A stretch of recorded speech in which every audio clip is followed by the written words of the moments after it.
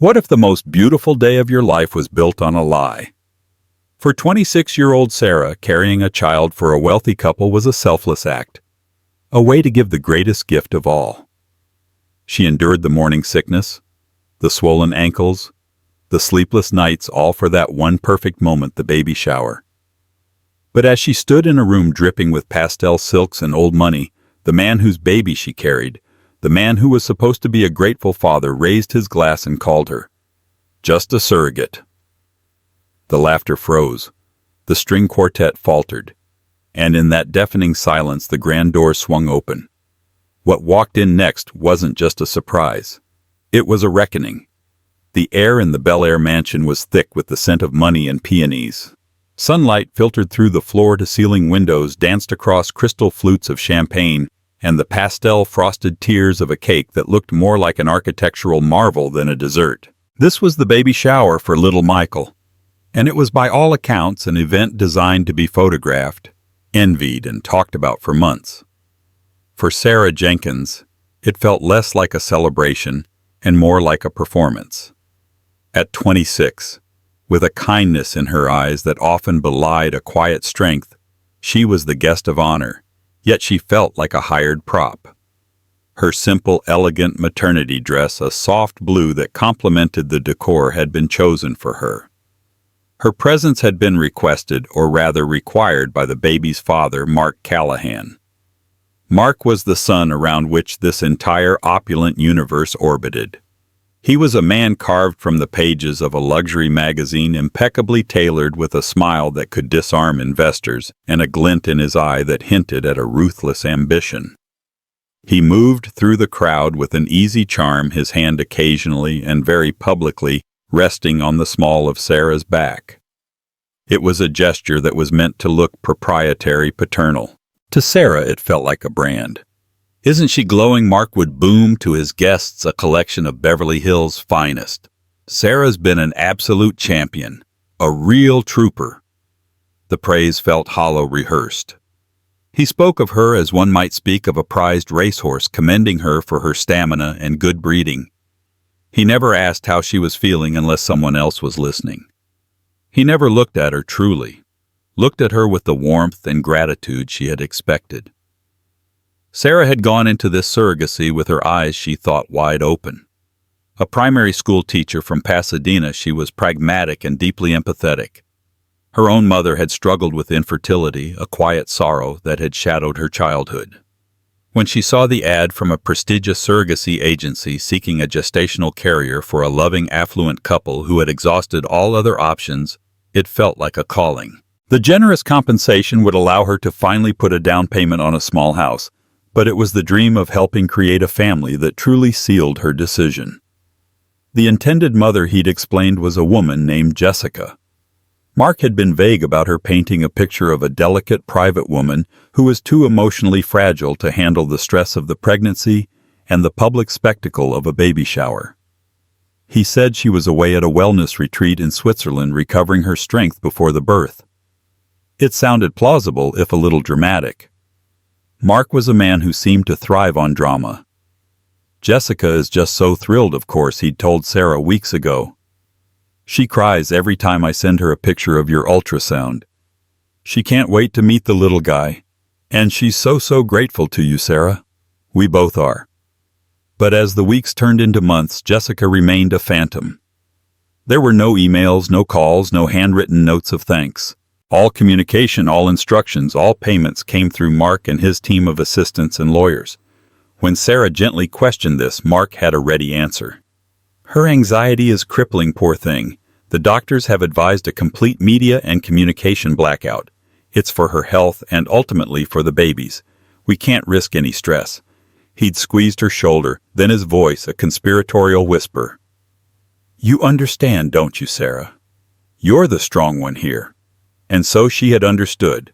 She had accepted the narrative, pushed down her doubts, and focused on the life growing inside her.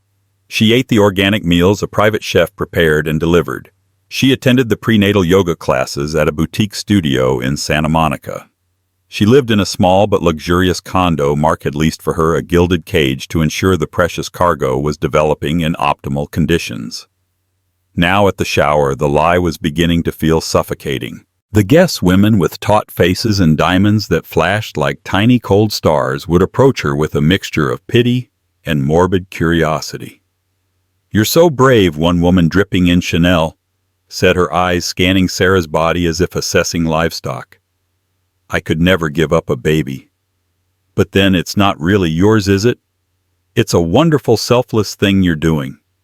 Another cooed before turning to her friend and whispering, not quite quietly enough, "Can you imagine renting out your womb? So modern." Sarah would just smile, a practiced, gentle curve of her lips. She would repeat the lines Mark had coached her on. "I'm just the oven. Mark and Jessica are the bakers. I'm so happy to be able to help them." The afternoon wore on. Gifts were piled high on a satin-draped table. A miniature Aston Martin, a cashmere baby blanket from Hermes, a Tiffany silver rattle. It was a monument to obscene wealth, a tribute to a baby who would want for nothing materially, at least. The crescendo of the event was the toast. Mark, looking flushed with pride and champagne, stood in the center of the sprawling living room, tapping a crystal flute with a silver spoon. The chatter died down. All eyes were on him. Sarah stood beside him, her hand resting on her swollen belly, a polite smile fixed on her face. "Thank you all for being here," Mark began, his voice resonating with practiced charisma. "To celebrate this new chapter, this little man." He paused, placing a hand over Sarah's on her stomach. "My son. It's been a long road to get here. A road with complications." He glanced at Sarah, and for a fleeting moment she saw something other than charming artifice. It was a flicker of coldness, of dismissal. "And I have to thank the person who made it all possible, the woman who stepped in to help when we needed it most." The guests murmured in appreciation. Sarah felt a genuine blush of warmth spread across her cheeks. Perhaps this was it, the real public acknowledgement of her sacrifice. Mark raised his glass higher. "She's been a fantastic vessel. Healthy, compliant, no trouble at all. It's not an easy job carrying a child, but at the end of the day, it is a job, a service." He smiled, a wide, predatory grin that didn't reach his eyes. "So let's raise a glass." To Sarah. Then came the words that would shatter the gilded facade, the words that would echo in the sudden ringing silence. "She's done her part wonderfully. After all, she's just a surrogate." The phrase hung in the air, ugly and sharp. Just a surrogate. It was a public branding, a final, definitive reduction of her entire 9-month journey into a mere transaction. The smiles on the faces of the guests tightened. They looked from Mark's triumphant face to Sarah's, which had gone pale with shock. The warmth she had felt moments before turned to ice in her veins. She felt 100 pairs of eyes on her, not with pity now, but with a kind of delicious, horrified fascination.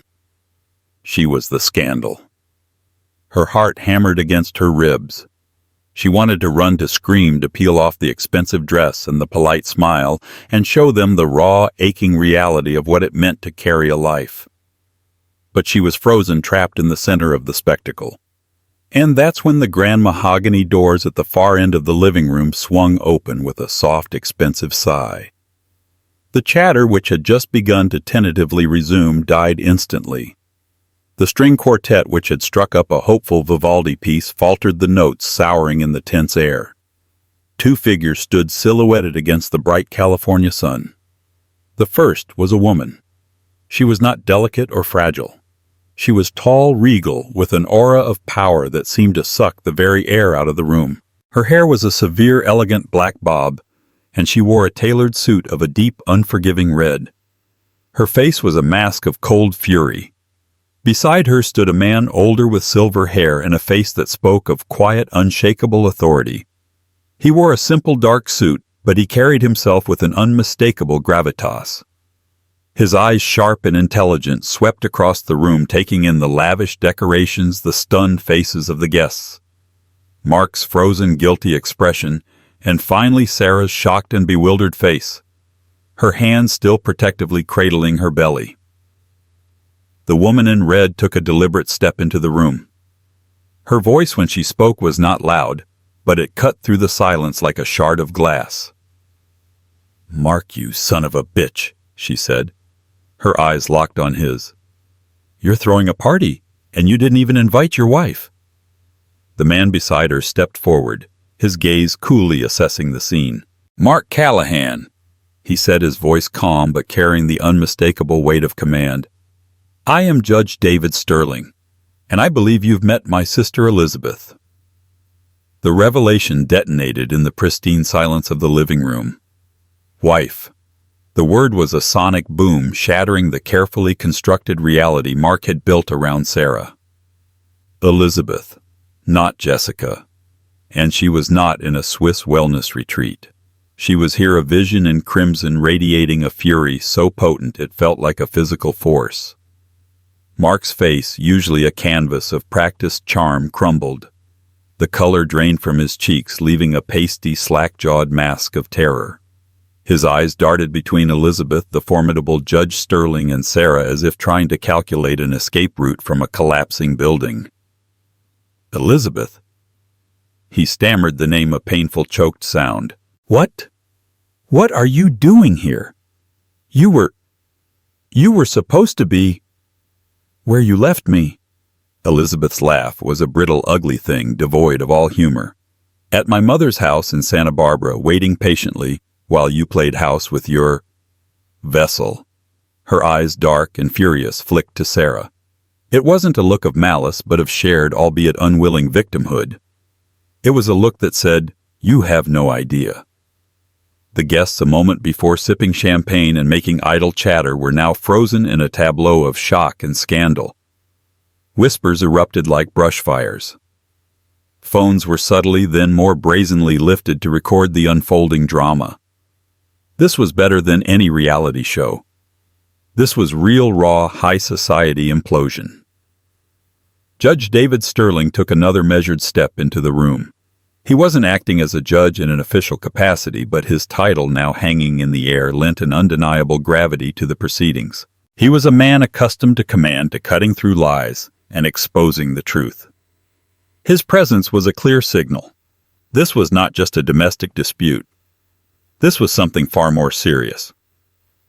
"We came because we heard about the party," Mark the judge said, his voice level, almost conversational, which made it all the more chilling.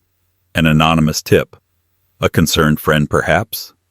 Someone who thought Elizabeth should know that you were celebrating the impending birth of your son. The emphasis on your was a deliberate surgical strike. Sarah felt as though the floor had dropped out from under her. Her mind raced frantically, trying to piece together the fragments of a puzzle she never even knew existed. Wife, judge, anonymous tip. The polite fiction of Mark and the delicate, absent Jessica evaporated, replaced by a harsh, glaring reality. She hadn't been helping a loving couple. She had been a pawn in a rich man's twisted game. The morning sickness, the doctor's appointments, the intimate, invasive procedures, all of it had been built on a foundation of deceit. She felt a wave of nausea so profound it had nothing to do with her pregnancy. She clutched her belly, a purely instinctual gesture of protection. This was no longer just Mark's son. This was her baby, caught in the crossfire of a war she was only just beginning to comprehend. Mark, recovering a sliver of his bravado, tried to regain control. He took a step towards Elizabeth, his hands raised in a placating gesture. "Lizzie, darling, this is a misunderstanding. We can talk about this in private." Misunderstanding. Elizabeth's voice rose, laced with disbelief. "You told me we were taking a break, that you needed space to figure things out. You told me we would start a new round of IVF in the fall. You lied to my face for months while you were doing this." She gestured around the room at the pastel decorations, the mountain of gifts, at Sarah. "You stole my dream, Mark. You took the one thing I wanted more than anything in the world, a child, and you twisted it into this circus, this monstrous public lie." Tears streamed down her face now, not of weakness, but of pure, unadulterated rage. "And you used another woman to do it. Did you tell her about me? Did you tell her you were married?" Mark's silence was a confession. All eyes turned to Sarah. She felt stripped bare, her private selfless act now exposed as a shameful secret. She looked at Elizabeth, at this powerful, heartbroken woman who was supposed to have been her partner in this journey, and saw not an enemy but the true victim. "He told me." Sarah's voice was barely a whisper. "He told me his wife's name was Jessica. He said she was unwell, that she couldn't be here." Elizabeth let out a sound that was half sob, half gasp. She covered her mouth with her hand, her shoulders shaking. The judge put a protective arm around his sister, his gaze on Mark hardening into something that promised dire consequences. "He emptied our joint accounts." "David," Elizabeth said, her voice muffled by her hand. "The accounts we had set aside for our fertility treatments. The money my parents gave us. He used it to pay for this." Judge Sterling's eyes narrowed. "That's not just deceit, Mark. That's fraud." The word hung in the air, heavier and more dangerous than any that had come before. The guests began to shift uncomfortably. This was escalating beyond a juicy marital spat. The mention of fraud, the presence of a judge, this had the stench of criminality. The party was over. People began to discreetly slip away, murmuring excuses, eager to escape the blast radius. Mark, now truly panicked, turned his anger on the most vulnerable person in the room. He pointed a trembling finger at Sarah. This is her fault, she knew. She was happy to take the money. She didn't ask too many questions. It was a desperate, cowardly act, and it was his final mistake. Sarah, who had been reeling in shock, felt a surge of cold, clear fury. The nausea receded, replaced by a fierce, protective instinct. She straightened up, her hand never leaving her belly, and met his gaze. "That's a lie," she said, her voice clear and strong, cutting through his pathetic attempt to shift the blame. "You told me a story about a loving couple who couldn't conceive. You told me I was their only hope. You used my desire to help people and you twisted it. You lied to me every single day for 9 months." She took a step forward, her own eyes now blazing. "You didn't just lie to your wife, Mark. You lied to me, and you lied about the life inside me." The confrontation was stark, the powerful cornered man, the wronged wife, and the surrogate who had just found her voice. Judge Sterling watched the exchange, his expression unreadable but for a flicker of something that might have been respect in Sarah's direction. He then turned his full attention back to his brother-in-law. "Mark," the judge said, his tone leaving no room for argument. "The party is over. My sister and I will be waiting for you at your lawyer's office tomorrow morning at 9 a.m. I suggest you be there." He paused, letting the weight of his words sink in. "And I suggest you find a very, very good lawyer, because I can assure you Elizabeth has one." He then turned to one of the few remaining guests, a man who looked like Mark's business partner, and who was staring aghast. "Robert," the judge said, his voice dropping to a low, ominous tone, "you might want to have your own accountants take a look at the company books. A man who lies this comprehensively to his wife about something this fundamental. He's capable of lying about anything."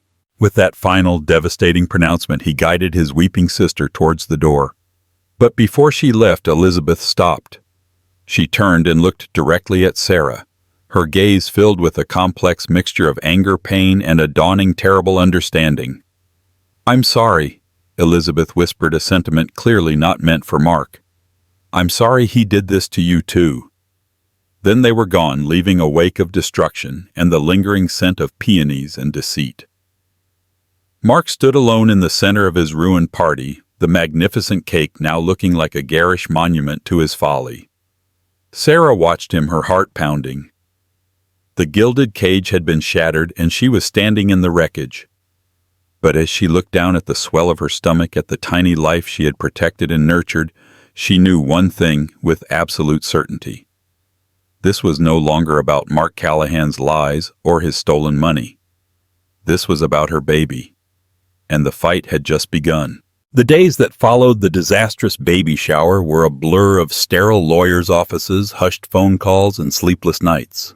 The opulent condo Mark had provided now felt like a prison, its minimalist furniture and panoramic views of the city, a constant mocking reminder of the life she had briefly, naively inhabited. The private chef's meals went uneaten. The silence was broken only by the incessant ringing of her phone with calls from numbers she didn't recognize. Reporters, no doubt, sniffing out the scandal that was now spreading like wildfire through the elite circles of Los Angeles. Sarah had found a lawyer, a sharp, empathetic woman named Amelia Voss, who had been recommended by a friend from her teaching days. Amelia's office, in a modest but respectable building in Pasadena, was a world away from the gleaming towers of Century City where Mark's legal team resided. It was cluttered with files, and law books smelled of coffee and determination, and it became Sarah's sanctuary. It was in that office, sitting across from Amelia's sturdy oak desk, that the full, sickening scope of Mark's deception was laid bare. Amelia, with a calm but relentless efficiency, had started digging. What she uncovered was a web of lies so intricate and audacious it was hard to believe one man could have orchestrated it all. The story began, as it so often does, with a marriage that was perfect on the surface and rotting from within. Mark Callahan and Elizabeth Sterling had been a power couple. He, the charismatic real estate mogul who had inherited a fortune and doubled it. She, the whip-smart daughter of a respected judge with a background in art history and a seat on the board of several major charities. They had the Bel-Air mansion, the Hampton summer home, the matching Teslas. The only thing missing from their perfect picture was a child. Amelia laid out the documents she'd subpoenaed. Medical records, bank statements, emails. They tried for years, Amelia explained, her finger tracing a line on a thick file. 5 rounds of IVF. 2 devastating miscarriages. According to these records, the emotional toll on Elizabeth was immense. She showed Sarah a series of emails between Elizabeth and Mark from over a year ago. Elizabeth's words were raw, filled with grief and a desperate, aching hope. She talked about wanting to explore surrogacy, about finding an agency together, about building their family as a team. Mark's replies were initially supportive, full of promises to stand by her. But then his tone began to shift. He became dismissive, citing the cost, the emotional strain, the legal complexities. He was shutting her down, Amelia said, her expression grim. Telling her they needed a break from the baby-making business, that it was destroying them. He convinced her to spend the summer with her widowed mother in Santa Barbara to rest and heal. He promised they would revisit the surrogacy option in the fall together. It was all a lie. A calculated, cruel maneuver. The moment Elizabeth was gone, Mark had put his own secret plan into motion. He couldn't control the IVF process, Amelia theorized. He couldn't guarantee a successful outcome. Mark Callahan is a man who needs to control everything. So he decided to cut Elizabeth out of the equation entirely.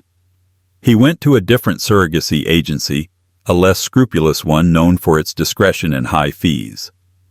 He presented himself as a single man, using a carefully doctored set of documents. He created the fictional fragile Jessica, a perfect excuse for why the intended mother would be completely absent from the process. The most damning evidence came from the financial records. Amelia slid a bank statement across the desk. This was their joint fertility savings account. It held over $500,000, much of it from a trust Elizabeth's parents had set up for their future grandchildren. Sarah watched in horror as Amelia highlighted a series of massive wire transfers. One for $200,000 went to the surrogacy agency. Another for $150,000 was labeled carrier compensation and living expenses. That was her. That was the money that had funded her condo, her organic meals, her entire existence for the past 9 months. It was money stolen from the very woman whose child she thought she was helping to bring into the world. He drained the account, Amelia said simply. And when Elizabeth from Santa Barbara questioned the balance, he fabricated a story about a once-in-a-lifetime real estate investment that would triple their money. He was gaslighting her on an epic scale. Sarah felt sick. She thought back to her own interactions with Mark. The way he had always steered the conversation away from Jessica. The way he had isolated her, insisting all communication go through him. He had told her the condo was for her privacy and comfort. She now realized it was to keep her hidden to prevent any accidental encounters or questions that might unravel his story. The contract she had signed was another piece of the fraudulent puzzle. While it appeared standard on the surface, Mark's lawyers had inserted clauses that were legally dubious clauses designed to give him absolute and sole parental rights upon the baby's birth, effectively erasing not only Sarah but the non-existent Jessica as well. He was creating a legal framework to claim the child as his and his alone, with a fabricated backstory ready to go. He intended to present Elizabeth with a fait accompli, Amelia concluded, leaning back in her chair, her eyes full of a weary anger. He would have returned to her in the fall after the baby was born. He would have spun some incredible tale that a distant relative had died and left him a baby, or perhaps that he had, in a moment of passion and loneliness, had a one-night stand that resulted in a child he was now honor-bound to raise. And he would have expected her, after all her years of desperate wanting to be so overjoyed at the presence of a baby in her arms, that she would have forgiven the lie. It was monstrous, a plan born of unimaginable arrogance and cruelty. He hadn't just deceived Sarah, he had planned to psychologically ambush his own wife. The weight of it all pressed down on Sarah, and for the first time she began to cry. Not the quiet, shocked tears of the baby shower, but deep, wrenching sobs of violation and grief. Grief for the beautiful, selfless act she thought she was performing. Grief for Elizabeth, whose pain was now inextricably linked with her own. And a terrible, confusing grief for the baby inside her, a child conceived in a web of such profound deceit. Amelia let her cry, pushing a box of tissues across the desk. When Sarah's sobs finally subsided, Amelia spoke, her voice gentle but firm. "Sarah," she said, meeting her gaze, "you have been a victim of a crime. Fraud, coercion, emotional distress. But you are not powerless here. This contract," she tapped the thick document, "is built on a foundation of fraud. That makes it voidable. And in the state of California, gestational surrogacy contracts are complex. But the law at its heart seeks to protect the best interests of the child. And you are that child's mother." The word hung in the air. Mother. Until that moment, Sarah had meticulously held the line in her own mind. She was the carrier, the oven, the vessel. It was a necessary psychological boundary to undertake something so emotionally complex. But Mark's betrayal and Elizabeth's pain had shattered that boundary. The baby, who had been an abstract concept, a gift for others, was now terrifyingly, fiercely hers to protect. He was the only innocent party in this entire sordid mess. "What do I do?" Sarah asked, her voice hoarse. Amelia's expression hardened with resolve.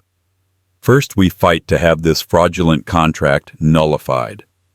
Second, given that you are the birth mother, and there is no legal consenting intended mother, you have a strong claim to maternity. We file for sole legal and physical custody of the baby." The words were both terrifying and empowering.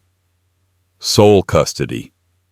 It was something she had never in a million years considered. She was a single schoolteacher.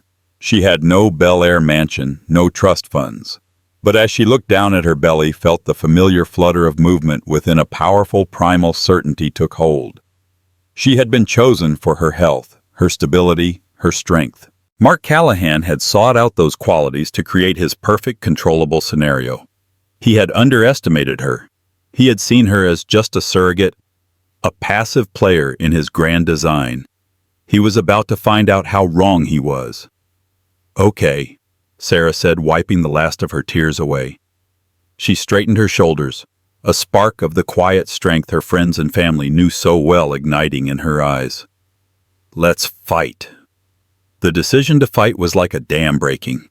The fear and confusion that had swirled within Sarah since the baby shower were channeled into a current of pure, unadulterated resolve. The passive, compliant surrogate was gone, replaced by a woman who had been pushed too far. Her quiet strength, the very quality Mark had sought to exploit, was now being forged into a weapon. The first step was to break her own silence. The gilded cage of the condo had to go. She packed her few personal belongings, leaving behind the designer maternity clothes and expensive organic snacks. With Amelia's help, she terminated the lease, citing the fraudulent nature of the arrangement. Moving back into her small, familiar apartment in Pasadena was like taking a breath of fresh air after being trapped in a perfumed, suffocating room. The mismatched furniture, the shelves overflowing with books, the photos of her family and friends, it was all hers, real and untainted by Mark's money. Next, she reached out to her support system. She called her parents, her voice shaking as she finally told them the whole sordid story. Their initial shock quickly turned to fierce protective anger on her behalf.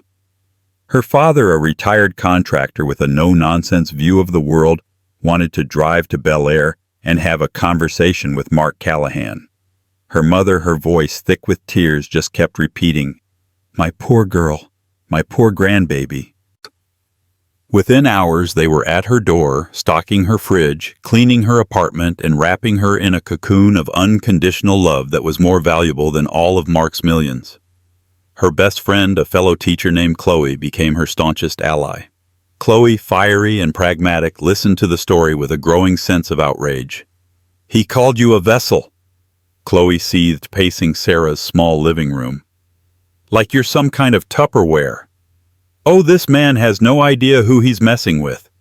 We're going to bury him, Sarah, in paperwork and legal fees." Chloe's outrage was a balm. She helped Sarah field the calls from reporters providing a firm no comment and shielding her friend from the prying eyes of the media. She also started a small private online fundraiser among their circle of friends and fellow teachers, raising money for Sarah's impending legal battle under the simple, powerful title, Stand with Sarah. The donations that trickled in $20 here, $50 there, were a testament to the community she had built, a community based on genuine affection, not financial transactions. But Sarah's most significant and perhaps most difficult move was a proactive one. After a long conversation with Amelia, she decided she needed to speak with the other woman at the heart of this deception. She needed to speak with Elizabeth Sterling. It was a risky move. Elizabeth was in legal terms an adversary. Her own lawyers would likely be positioning her as the wronged wife seeking to claim the child that was meant to be hers. But Sarah knew on a gut level that their fight shouldn't be with each other.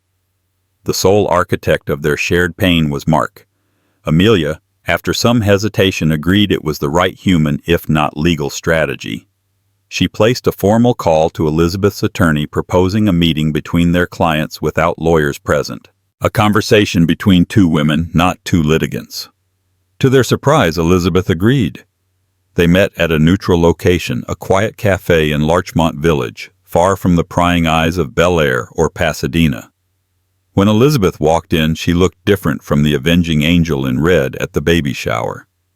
Dressed in simple jeans and a soft gray sweater without her armor of anger, she just looked tired. The fury in her eyes had been replaced by a deep, hollow sadness. Sarah's heart went out to her. She saw the years of hope and disappointment etched on Elizabeth's face.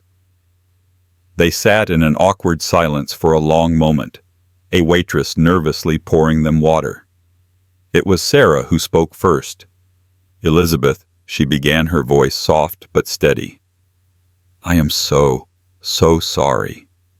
I know that word isn't enough, but I need you to know that if I had any idea, any inkling of the truth, I never would have done this. I thought I was helping.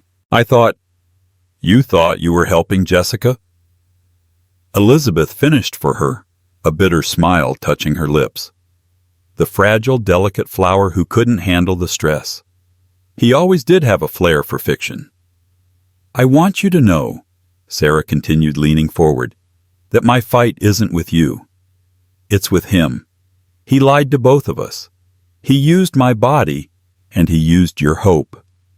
He's the only one who should pay for that." Elizabeth looked at Sarah, truly looked at her for the first time, not as a symbol of her husband's betrayal, but as a person. She saw the earnestness in Sarah's eyes, the hand resting protectively on her belly. "My lawyers, they want me to fight for custody." Elizabeth admitted, her voice barely a whisper. They say that since the embryos were created with his sperm and a donor egg we chose together years ago, that I have a claim as the intended mother. They want to argue that you were just a contractor and that the contract, fraudulent or not, shows intent. Sarah's heart sank. This was her greatest fear. But I look at you, Elizabeth continued, her eyes welling with tears, and I don't see a contractor. I see a mother. You've carried this baby. You've felt him kick. He's bonded with you. To take him from you, it would be another kind of cruelty. Another kind of theft. She took a shaky breath. I've wanted a baby my entire life, Sarah. So badly I let myself believe Mark's lies for years. I ignored the red flags because the dream of a family was so powerful. But I will not build my family on the foundation of your pain. I will not become a party to another one of Mark's monstrous schemes. In that moment, the battle lines shifted.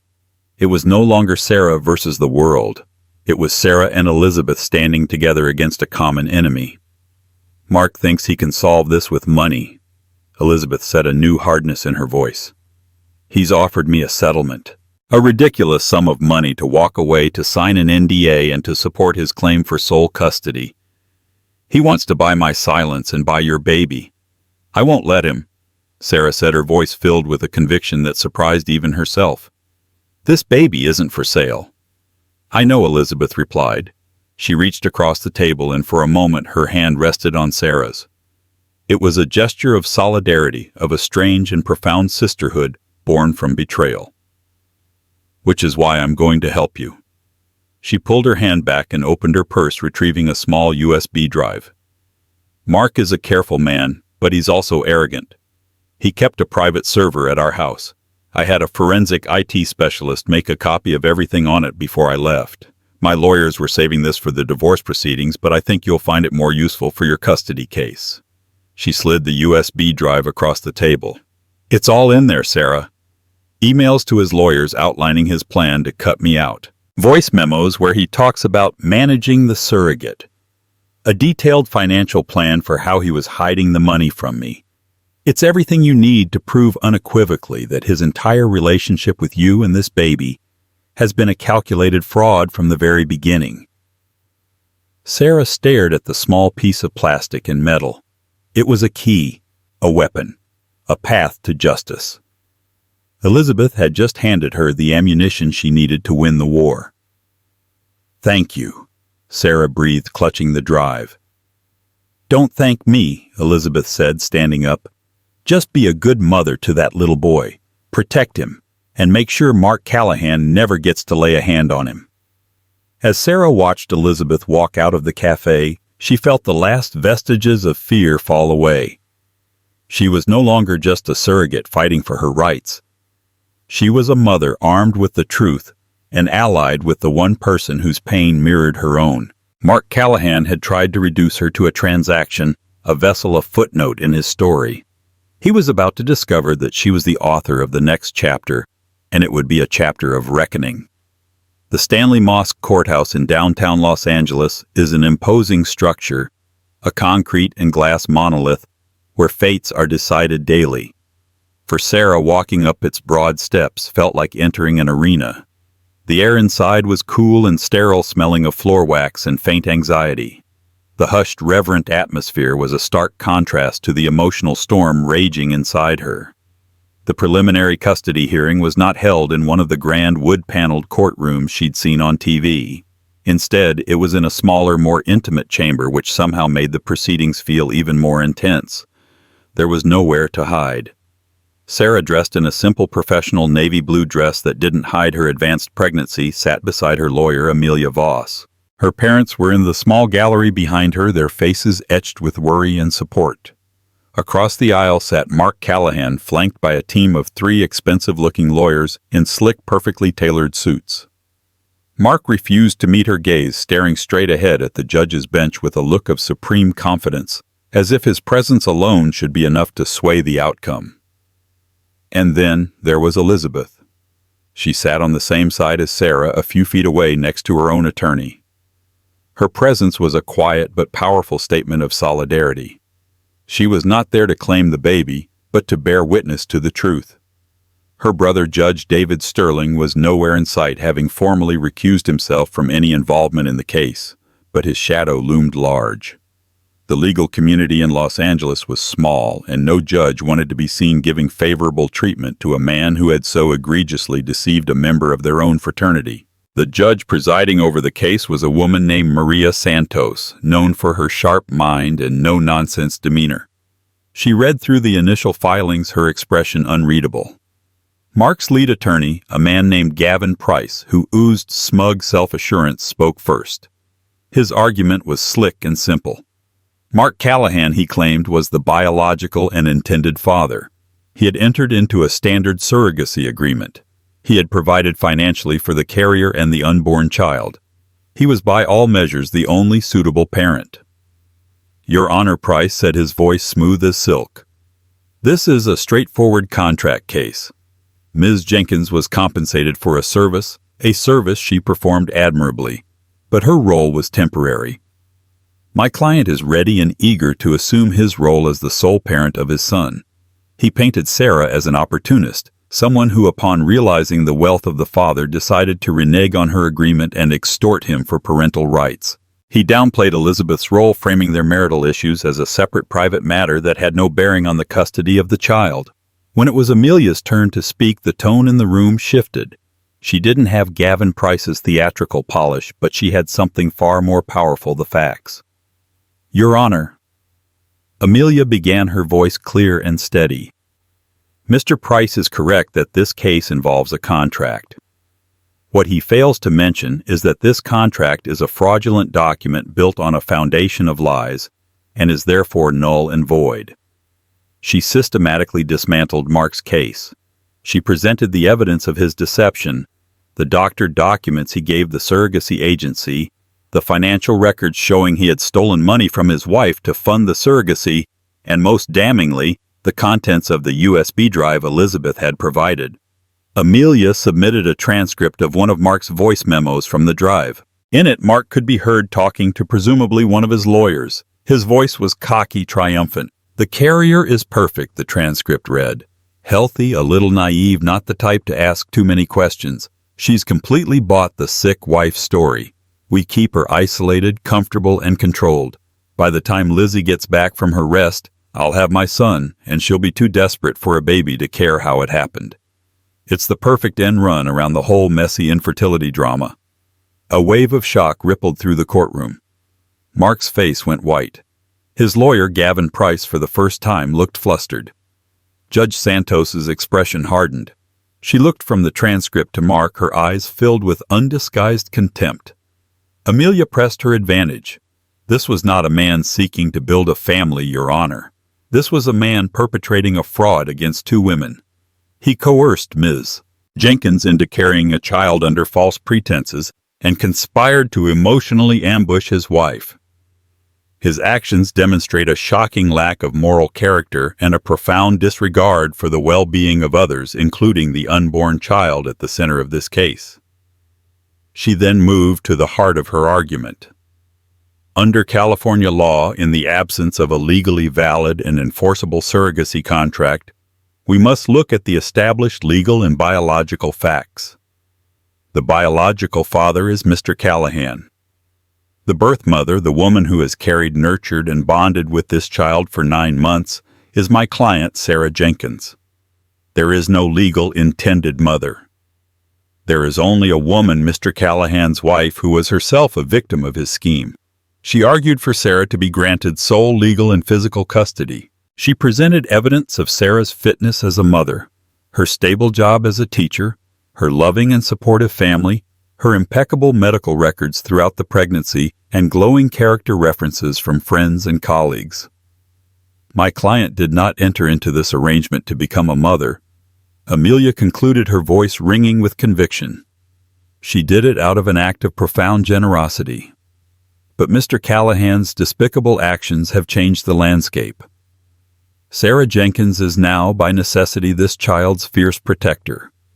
She is in every sense of the word his mother, and she is asking this court to recognize that reality and to protect this child from a man who has proven himself to be manipulative, deceitful, and utterly unfit for the responsibilities of fatherhood. The judge listened intently, her gaze shifting between Amelia Sarah and the rapidly crumbling facade of Mark Callahan. She made a series of interim rulings. First, she declared the surrogacy contract void due to manifest fraud. This was a massive victory for Sarah. Second, she ordered Mark to have no contact with Sarah outside of communication through their lawyers. Third, she ordered a mandatory psychological evaluation for both Mark and Sarah and appointed a guardian ad litem, a neutral attorney to represent the best interests of the unborn child. She set a date for a full custody trial weeks away after the baby would be born, but she made one final crucial ruling for the interim period. Until this court can make a final determination, Judge Santos declared, her voice leaving no room for argument, Ms. Jenkins will be granted temporary sole physical custody of the child upon his birth. Mr. Callahan will be granted no visitation rights at this time. His name will be placed on the birth certificate as the father, but all legal decisions regarding the child's welfare will be made by Ms. Jenkins. A strangled sound of protest came from Mark's side of the room. Sarah let out a breath she didn't realize she'd been holding. Tears of relief streamed down her face. Her mother sobbed quietly behind her. As they left the courtroom, Sarah felt a profound sense of vindication. The law which she had feared would be a cold, unfeeling instrument had seen the truth. She had won the first battle, but as she walked past Mark Callahan in the hallway, she saw the look on his face. The confidence was gone, replaced by a venomous, hateful glare. It was the look of a man who had never been told no, a man who had lost control and would stop at nothing to get it back. Sarah clutched her belly, her victory suddenly feeling fragile. She knew this was far from over. Mark was a cornered animal, and the full trial, the final fight for her son's future, still lay ahead. The legal battle had commenced, but the war for her child was just beginning. The court's temporary ruling was a victory, but it also poked the beast.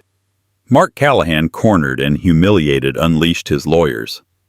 They buried Amelia in motions and appeals, a war of attrition designed to bleed Sarah's modest legal fund dry. But Mark had misjudged the power of community.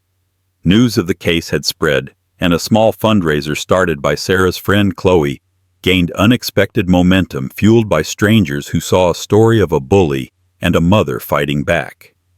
While Sarah's court-ordered psychological evaluation painted a portrait of a stable, loving, and wronged woman, Mark's was a disaster. The report flagged significant narcissistic traits and a disturbing lack of empathy, concluding he was driven by a need for control, not a desire for fatherhood. This clinical assessment, however, was nothing compared to the implosion happening in his professional life. As Judge Sterling had subtly suggested, Mark's business partner Robert had indeed hired forensic accountants. The investigation uncovered a history of embezzlement. Mark hadn't just stolen from Elizabeth, he'd been plundering his own company for years. Faced with ruin and potential criminal charges, his partners forced him out. The real estate mogul was now a pariah, his reputation destroyed, his fortune decimated. It was this utter ruin that brought him to the breaking point. He requested a settlement meeting. The man who walked into the guardian ad litem's office was a ghost of his former self. His expensive suit was rumpled, and the arrogant confidence in his eyes had been replaced by a hollow, desperate fear.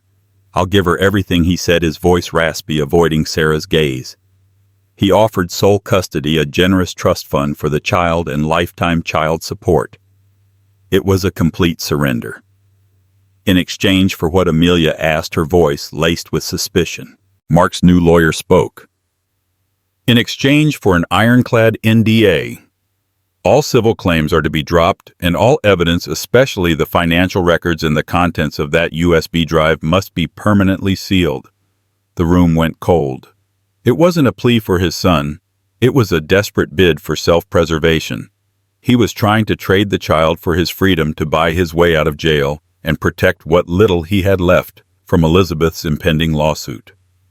For Sarah, the last vestiges of any doubt vanished. The baby had never been a son to him. He was a prize, and now a pawn, to be sacrificed. The final blow came 2 days later. Elizabeth, with cold precision, rejected the offer.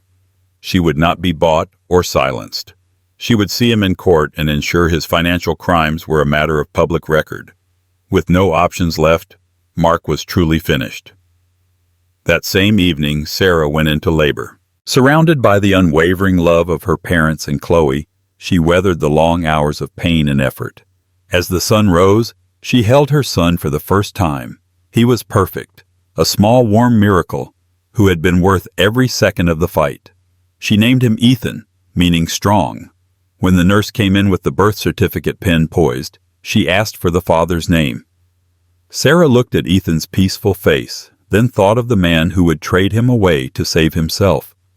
She thought of his confession, which was not one of remorse, but of cowardice. "Leave it blank," she said, her voice clear and steady. In that moment, the legal forms didn't matter. Mark Callahan was irrelevant. It was just her and her son. The war was over. The final court date was less a hearing and more a postscript. Mark Callahan didn't even appear. His lawyer simply stood and confirmed that his client would not contest Sarah's petition. With a swift, satisfying strike of her gavel, Judge Santos declared Sarah Jenkins the sole legal and physical parent of baby Ethan. It was officially over. In the courthouse hallway, Sarah, with Ethan sleeping peacefully against her chest, shared a look with Elizabeth Sterling. The anger between them was long gone, replaced by a strange and powerful solidarity. "Thank you," Sarah said the words, feeling inadequate. "You were brave, Sarah. You fought for him," Elizabeth replied, her eyes softening as she peeked at the baby. "If you ever need anything, a babysitter, a friend, you call me." It was the beginning of an unlikely, unbreakable bond. Life settled into a new, beautiful rhythm. Sarah's small Pasadena apartment became a home filled not with designer furniture but with the genuine warmth of her loving parents, the support of her friends, and the joyful sounds of her son. The dream of a big house paid for with tainted money was a ghost of a life she was glad to have left behind. She had her teaching job, her community, and her happy, thriving boy. She had everything that mattered. Mark Callahan, meanwhile, vanished into obscurity, a ruined man stripped of his fortune and reputation, reportedly hiding in some distant country. He was nothing more than a bad memory. A year later, while pushing a laughing Ethan on a park swing, Sarah's phone buzzed. It was a photo from Elizabeth. In it, she stood in the bright sunlight of Guatemala, cradling a baby girl. Elizabeth's smile was the most radiant, joyful thing Sarah had ever seen. The text below read, "Meet Sophia, my daughter." Tears of happiness welled in Sarah's eyes. Both of them, on their own terms, had found their way to motherhood. Both of their stories had ended not in bitterness, but with a new beginning. She put her phone away and focused on her son, his laughter echoing in the warm afternoon air. The storm had passed, and she was finally at peace. Sarah's story is a powerful reminder that the truth will always find the light. It's a story about the incredible strength of a mother's love and the unbreakable bonds of sisterhood that can form in the most unexpected of circumstances. Mark Callahan thought he could buy a child, control a narrative, and manipulate the two women at the heart of his scheme. But he underestimated their courage and their conviction. In the end, it wasn't money or power that won. It was integrity. It was love. If this story moved you, if you believe in the power of fighting for what's right, please give this video a like and share it with someone who needs to hear it. And don't forget to subscribe to our channel and hit the notification bell for more real-life stories that will leave you on the edge of your seat. What did you think of Elizabeth's final decision? Let us know in the comments below.